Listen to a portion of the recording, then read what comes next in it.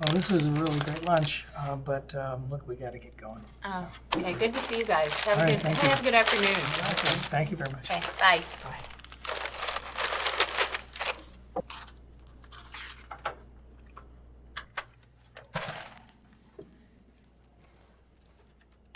Michelle, hi. Hey, Adrian, how you doing? I'm doing pretty good. I had a pretty good weekend. Good, good. So, Michelle, have you heard that the city is freezing our funding? Yeah, I've heard that. So they want us to have more cases and they want to freeze our funding? Tell me about it. So, how many cases do you have? Way more than I'm supposed to. Right now on my desk, I have 40 cases. How many are you supposed to have? Well, the standard is 25. You know, there used to be an understanding, even if it wasn't in writing, that you wouldn't get any more cases until you cleared a few. But now, with every retirement, it just seems like we're short of people and our caseloads get bigger and bigger. So, how many people have retired from your department? In the last year, 2 people have retired, and at that same time, 2 people quit. So we're down 3 people. Well, actually 3.5, because we did hire 1 new person, but she's new, so she's not completely up to speed. So, how many people are actually doing the work right now? Well, there's 6 people doing the work of 10. 6 people doing the work of 10? Mm-hmm. How are those extra cases divided up? Well, it seems pretty random to me. I mean, you know, I get the bulk of the cases that they want to divvy up because I've been there longer and I'm pretty good at managing my cases. So the reality is that I get punished for being a good worker and loyal to the city. I hate to hear that. So, you said you have about 40 cases yourself? Yep. How many do your other coworkers have? Well, Lisa, like I said, she's new. She has 25. You really can't expect her to do more than that because she's still learning. Right. And the other ones have between 30 and 35, and I get the bulk of what's left. So, how does having all of these cases affect your personal life? Personal life? What personal life? By the time I get home at night, all I have time to do is eat dinner and go to bed. My husband refers to me as his weekend wife because that's about all the time we get to spend together. And quite honestly, I'd rather be sleeping. So, Michelle, how long have you actually been in your department? Well, I've been with the city for 20 years, but I've been with this department for 15. So, what I hear you saying is that you've dedicated about 20 years of good service to the city. And in return, they've almost doubled your caseloads, and they're trying not to give you a raise. That about sums it up. Well, Michelle, right now we're in the middle of contract negotiations, and these negotiations have a direct impact on things like caseloads and pay. It's a shame that they want to work us more but pay us less. Meanwhile, the city council just gave themselves a nice raise. Can you believe that? What a bunch of hypocrites. Exactly, but we're not going to stand for that. We're coming together to put pressure on the mayor and city council to stop these pay cuts from happening. We're building membership in our union to let them know that we're standing together and that we're serious.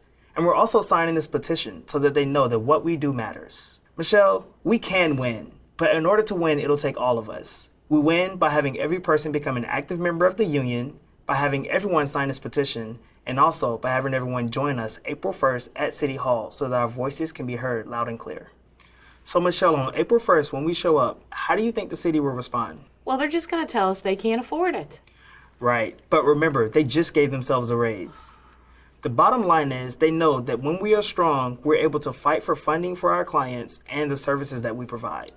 Yeah, and I'm sure they just want us not to say anything and keep our mouths shut, too. You're right. So Michelle, are you ready to join us?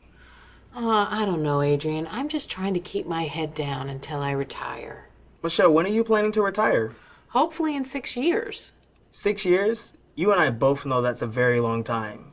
Imagine how your caseloads will be at the end of 6 years. I don't want to think about it. Exactly. How are caseloads going to get any better if we don't act now? They won't. But honestly, Adrian, I don't know how the union can be successful. The city doesn't take us seriously. Michelle, you're right. The truth is, our union is only as strong as we make it.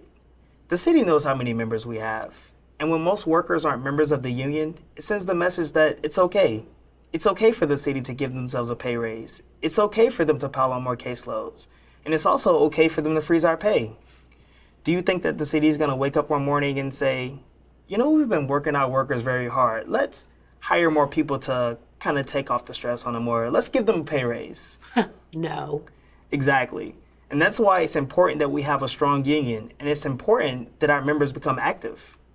So Michelle, Are you ready to stand with us so that we can tackle issues like caseloads and pay raises? Okay, well, what do I need to do?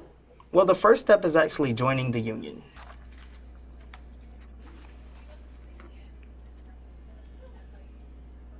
All done. Great. So the next step is to actually become a People MVP member. People is our political action fund. It's important that we have the resources to support politicians who stand with us and hold those accountable who don't. And we can't use our dues money for this. Michelle, will you contribute $2 a week so that we can make sure our voices are heard at City Hall? I don't like politics and I don't like politicians. I hear you, but we were just talking about caseloads. The core of the problem is that our program is underfunded. And the only way to make sure that our program is properly funded is to become champions for the services we provide. So Michelle, will you stand with us and join people so that we can make sure our voices are heard? Well, that actually makes sense. Okay, I'll do it, sure.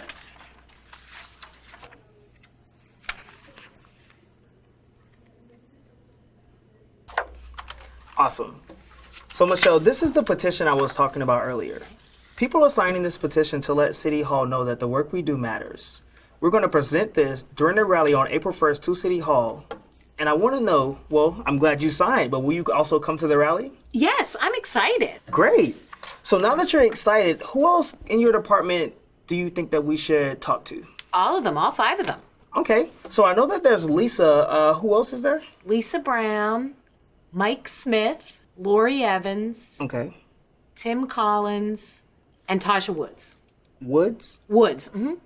Got you. So when do you think would be a good time to actually speak with them? Well, we all eat lunch together on Thursday between 1 and 2 because that's when they update our system. Okay. So you guys think you would mind if I grab lunch with you guys? No, absolutely, sure. We'd be happy to have you. Alrighty. So what I want to do is I think you and I should meet up before just to prepare for Thursday. Okay, well, would Wednesday at 12 o'clock work? Wednesday at 12 it is. Great. All right. And just one more thing, Michelle. Can I get your number so I can reach out to you? Sure, it's 312 Okay. 465 1965. 1965. Alrighty. I'm looking forward to seeing you on Wednesday. Thanks a lot, Adrian. All right. Have a good day. You too. Oh, you got to run. Yeah, I gotta go. Thanks. Bye. No problem.